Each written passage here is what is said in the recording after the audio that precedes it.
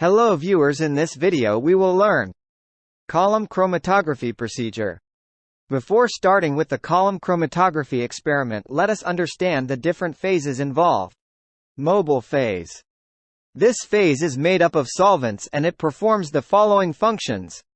It acts as a solvent sample mixture that can be introduced in the column. It acts as a developing agent. Helps in the separation of components in the sample to form bands. It acts as an eluting agent. The components that are separated during the experiment are removed from the column. Some examples of solvents used as mobile phases based on their polarity are ethanol, acetone, water, acetic acid, pyridine, etc. Stationary phase. It is a solid material which should have good adsorption properties and meet the conditions given below.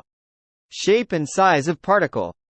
Particles should have a uniform shape and size in the range of 60 to 200 μ in diameter. Stability and inertness of particles. High mechanical stability and chemically inert. Also, no reaction with acids or bases or any other solvents was used during the experiment. 1.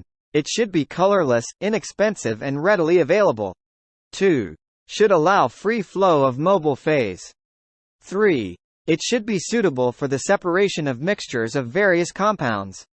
We will study the experiment in our next video. Stay tuned.